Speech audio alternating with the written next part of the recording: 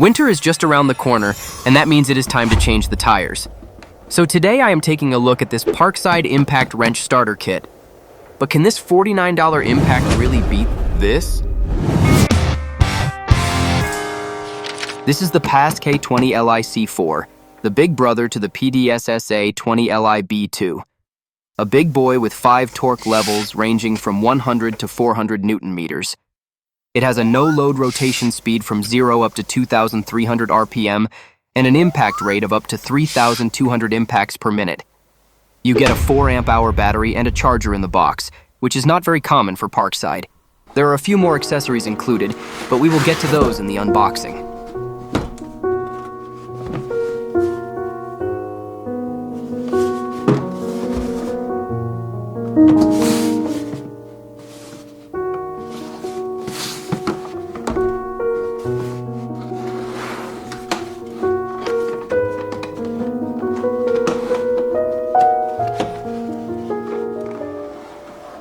And now we have opened the Pandora's box.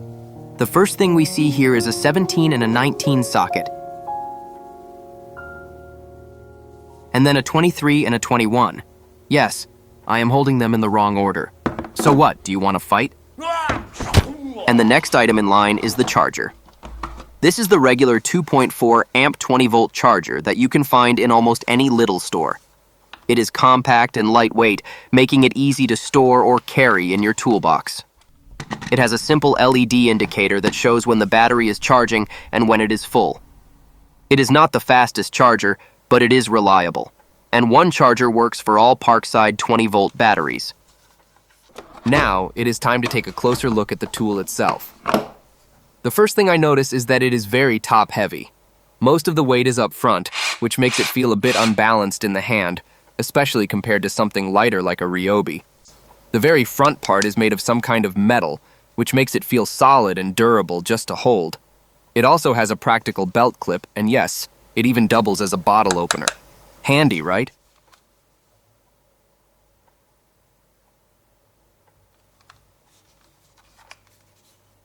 Here we have the switch for forward and reverse rotation, making it easy to tighten or loosen bolts depending on what you need. Let us take a quick look at the battery. This is the 20-volt 4 amp-hour version. A tool this big needs a bit more power, so this battery should be a great match for it. It has the charge indicator lights on the side, and 4 amp-hours gives you longer runtime compared to the smaller batteries. And here we have the button for changing the torque level. It is easy to access and lets you switch between all 5 levels quickly. The torque selector is simple, and you can see the numbers clearly. When you press the NM button, the numbers light up using the tool's own work light, which is a neat little feature. It is a bit annoying though, because the work light comes on every time you press the button. Let us check how the socket fits onto the anvil.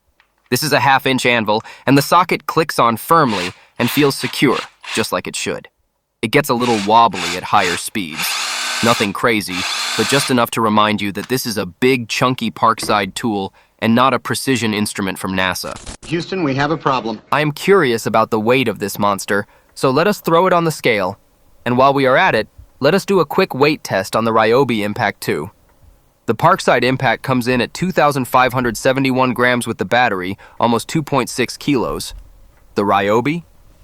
2,291 grams with its battery. Not a huge difference on paper, but you can really feel it when you hold them. Now, let us check the batteries separately. The Parkside 4 amp-hour battery weighs 709 grams, and the Ryobi 4 amp-hour battery weighs 720 grams. That means the Parkside tool alone weighs about 1,862 grams, and the Ryobi tool alone weighs about 1,571 grams. So the Parkside is roughly 291 grams heavier than the Ryobi. Enough talking, let us get to some testing. We will see how each tool handles removing and mounting a wheel, testing just one wheel per tool. First up, the Ryobi at 400 Newton meters, the highest setting.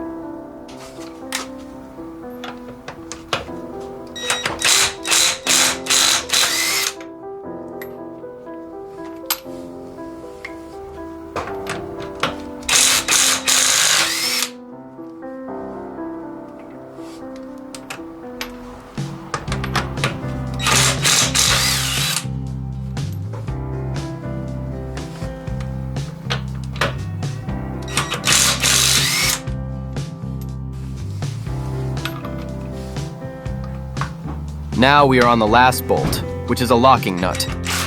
It didn't want to budge, and I didn't want to force it either since it's easy to damage. So I had to loosen it manually instead.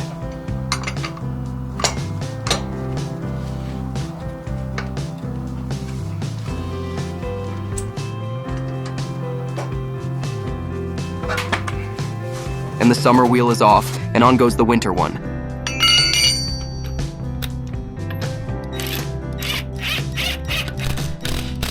Let us see how well it works when I place the lug nut just slightly into the socket, so it is still sticking out a bit, just to check if it actually catches on to the wheel stud. And yes, it does.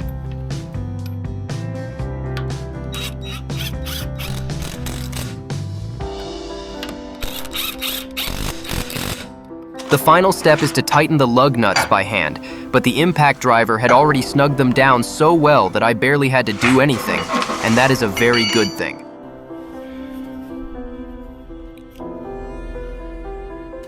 And now over to the Parkside impact, using the same setting at 400 Newton meters.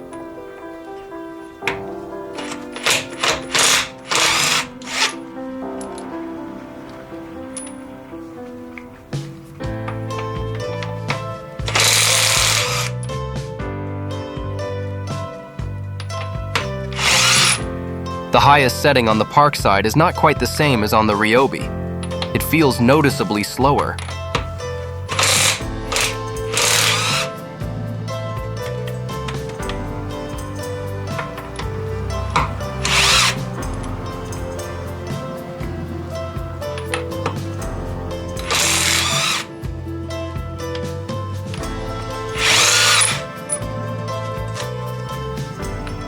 Let us see if we run into the same issue with the locking nut on this machine.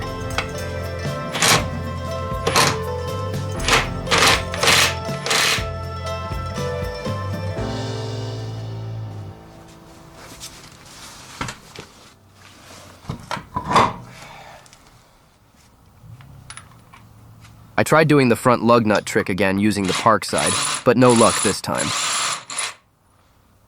So I had to manually thread in the bolts just a tiny bit and then use the impact to do the heavy job.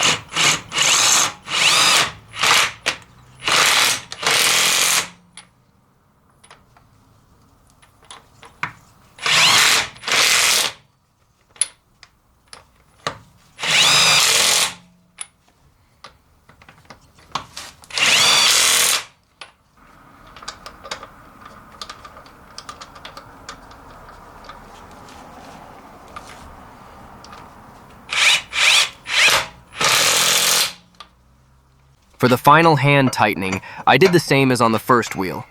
In this step, there was no real difference between the Parkside impact and the Ryobi impact. After testing them on the wheel change, both the Parkside and the Ryobi handled the job really well. The Ryobi felt a little quicker, but for the actual task of removing and mounting wheels, there was no major difference. So if I have to pick between the two, I would go with the Parkside impact. It does exactly what it is supposed to do, comes with a solid battery and case, and the price is unbeatable for what you get.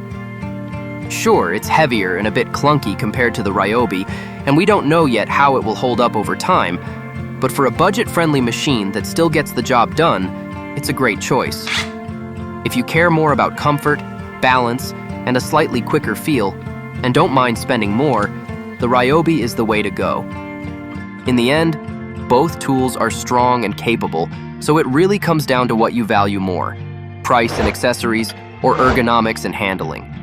If you want me to do any specific tests with these two, drop me a comment or two. That's all for this video. You can also find me on Instagram, and if you want to support me, you can buy me a coffee. Links are in the description. Thanks for watching, and I'll see you in the next one.